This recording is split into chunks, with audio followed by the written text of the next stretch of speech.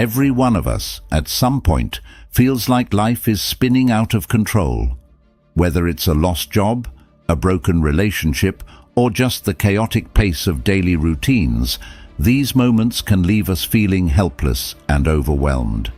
But what if I told you there's a way to not just survive these challenges, but to thrive amidst them?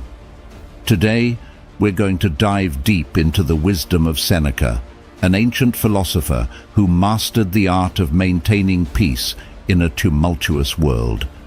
His teachings on Stoicism aren't just philosophical musings, they are practical strategies that have powered leaders, thinkers, and individuals through the ages and can empower us today. By the end of this video, you'll have a toolkit of Stoic principles to help you cultivate mental toughness and reclaim control over your emotions and reactions. No matter what life throws your way, stick with me, and let's explore how these ancient secrets can be applied to modern life for a calmer, more centered existence. If you appreciate what we're doing here and want to support the channel, a simple, free favor I'll ask from you is to hit the subscribe button. It helps us keep bringing content like this to you. Also, I encourage you not to skip any part of the video. If you're here, you're not like the majority. You're someone who sees the value in diving deep. So consider yourself an exception. Number 1. Focus on one activity at a time. Seneca's wisdom, "To be everywhere is to be nowhere," captures a crucial principle that is often overlooked in our modern rush to do more and be more. The idea of focusing on one activity at a time is central to Stoic philosophy and can transform how we approach our daily tasks. In a world that celebrates the myth of multitasking, we need to pause and reconsider the effectiveness of this approach. When we try to multitask, we're spreading our attention thin, which can lead to increased mistakes and decreased quality of work. Marcus Aurelius, another revered Stoic philosopher, echoed this sentiment when he advised, "Concentrate every minute like a Roman, like a man, on doing what's in front of you with precise and genuine seriousness, tenderly, willingly, with justice, and on freeing yourself from all other distractions." This focus is not just about improving productivity, it's about cultivating a quality of mind that values depth over breadth. Focusing on one activity at a time allows us to immerse ourselves fully in the task at hand, whether it's a professional assignment, a personal project, or a meaningful conversation. This kind of deep work fosters a greater sense of accomplishment and satisfaction. Plato might argue that this singular focus helps us access a higher form of beauty and truth in our work, as it allows us to give our best effort and to create something that resonates with the ideals of goodness and excellence. Moreover, the psychological benefits of focusing on one task at a time are significant. It reduces the cognitive load on our brains, minimizing stress and enhancing our decision-making capabilities. Aristotle, who valued the development of virtues through habitual right action, would likely support this practice as a way to develop the virtue of temperance or self-control, helping us regulate our desire for distraction and immediate gratification. In practicing this focused approach, we not only follow the footsteps of Stoic philosophers, but also align with the teachings of modern psychology, which suggests that our brains are not wired to handle multiple complex tasks simultaneously. The quality of our work and our life improves when we give our full attention to one thing at a time. Socrates' method of deep inquiry and dialogue, focusing intensely on one subject to the exclusion of all else, exemplifies how powerful this method can be. Embracing this Stoic principle doesn't just make us more productive, it makes us more thoughtful, peaceful, and balanced individuals. It is a rejection of the chaos of modern multitasking and an embrace of a more deliberate and purposeful mode of being. As we practice this, we might find that not only do our results improve, but so does our overall well-being. Number 2. Practice philosophy to control your impulses. Seneca's insight, "All the greatest torments are the result of an undisciplined mind," reveals a profound truth about human nature. Our unchecked impulses can be the source of immense emotional turmoil and suffering. Stoicism, which emphasizes the importance of self-control and rational thinking, provides us with a framework to address this challenge.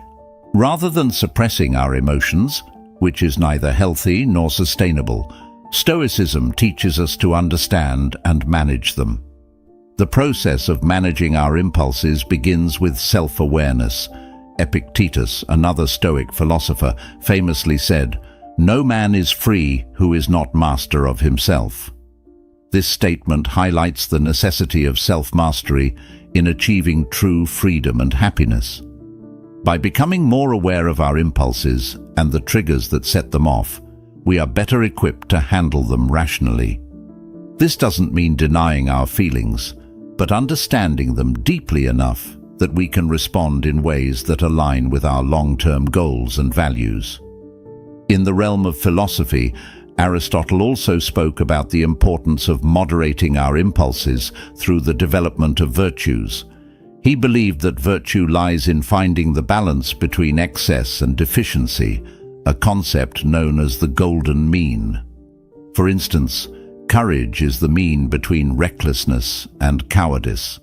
Applying this to impulse control, we seek to find a balance between spontaneous reactions and complete inaction, aiming for thoughtful, deliberate responses that reflect our best selves. Moreover, practicing philosophy as a guide to controlling our impulses involves cultivating rational thought as a habit. Marcus Aurelius, in his Meditations, often reflected on the importance of aligning thoughts with rational and virtuous principles. He wrote, "You have power over your mind, not outside events. Realize this, and you will find strength." This perspective encourages us to focus on our internal responses rather than external provocations, thereby gaining greater control over our impulses. By critically examining our impulses with the aid of philosophical wisdom, we can begin to make choices that are not dictated by fleeting emotions, but are the result of careful thought and reflection.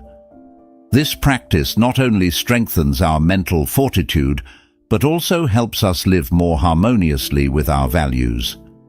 It leads to a life where decisions are made not in the heat of the moment, but with a clear, composed mind.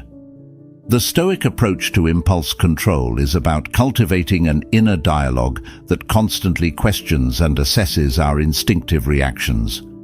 It is about making philosophy not just a subject we study, but a way we live our lives, allowing us to rise above immediate gratifications and achieve a deeper sense of satisfaction and purpose. This disciplined approach to managing impulses is not just about avoiding emotional pain, it's about forging a path to a more thoughtful, fulfilling life. Number 3. Stay prepared. Seneca, which is all about being prepared, famously said, "Rehearse them in your mind. Exile, torture, war, shipwreck. All the terms of our human lot should be before our eyes." This advice might sound a bit dramatic at first. After all, not all of us are navigating the high seas or entering battle. But what Seneca is getting at here is the concept of mental preparation for life's inevitable challenges, a cornerstone of Stoic resilience. Stoicism teaches us to anticipate and mentally rehearse for the worst, not to fill us with dread, but to diminish the shock and pain when difficulties do occur. This practice is known as premeditatio malorum, or the premeditation of evils. It's about visualizing the most challenging scenarios, not to worry obsessively, but to be emotionally and mentally equipped when life throws its curveballs. Think about it this way. Athletes practice under tough conditions to prepare for the strain of actual competition. Similarly, by mentally rehearsing challenging situations, We train our minds to handle stress and adversity with less panic and more poise. This Stoic practice helps us appreciate our current state. When we realize how much worse things could be, our everyday problems seem less overwhelming. Applying this Stoicism doesn't mean living in constant anxiety about what could go wrong. Rather, it's about having a realistic acknowledgement of potential negative outcomes. For example, if you're worried about job security, instead of spiraling into fear, you could start preparing by updating your resume, enhancing your skills, or even exploring alternate career paths. This way, if the worst were to happen, you're not caught off guard and are better positioned to handle the situation. Moreover, this principle extends beyond personal crises. It's about maintaining a level of readiness for any significant changes in our lives, from financial instability to personal loss. By staying prepared, we not only shield ourselves from the initial shock, but also quicken our recovery and adjustment periods. We become less reactive and more responsive, a subtle but powerful shift in handling life's uncertainties. Seneca's counsel helps us forge a mindset where we're not overwhelmed by adversity, but are fortified against it. This mental readiness is not about expecting the worst, but about being prepared to deal with any situation, thereby enhancing our resilience and overall mental toughness. Through this Stoic lens, we see not just the potential for loss or hardship, but also the opportunity for growth and renewal in every challenge.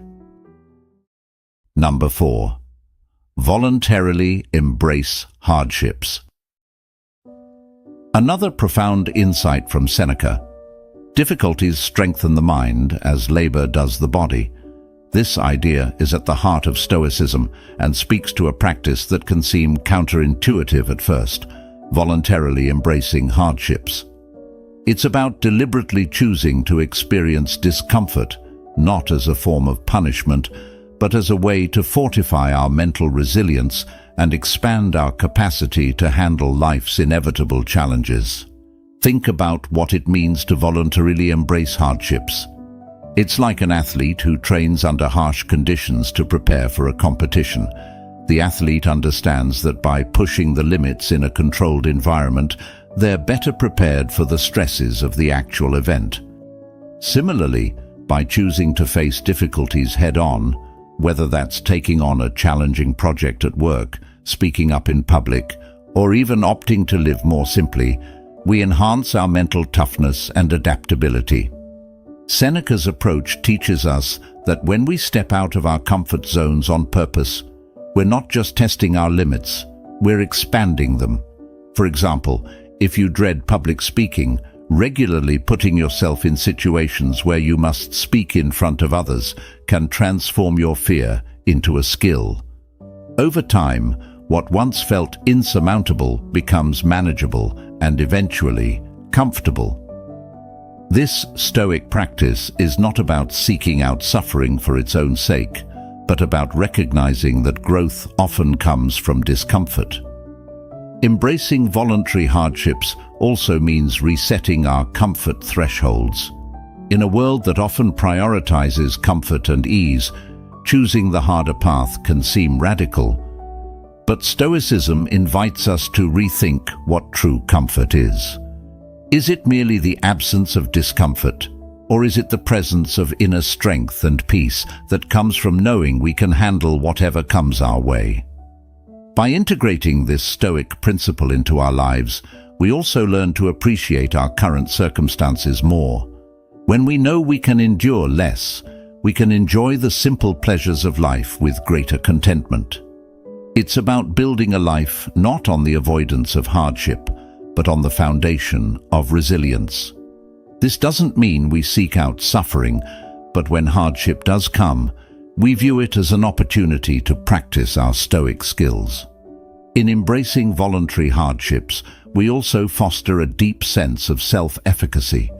We prove to ourselves that we are capable of overcoming obstacles, which in turn builds self-confidence. Each challenge we face and overcome is a reminder that we are stronger than we might have believed. So, let's take a page from Seneca's book and challenge ourselves to step into the arena of voluntary hardship. It's there that we'll find not just challenges, but the keys to a more resilient and fulfilling life. Number 5. Avoid self-victimization. Seneca wisely pointed out, "We suffer more often in imagination than in reality." This statement is a stark reminder that our interpretation of events, not the events themselves, often causes our greatest suffering. It's easy to fall into the trap of believing that we are victims of our circumstances, which can lead to a mindset that everything happens to us rather than for us or with us. Stoicism teaches us the importance of perception. How we choose to see and interpret life's challenges significantly impacts our experience of them. If we view ourselves as passive victims, we surrender our agency and power.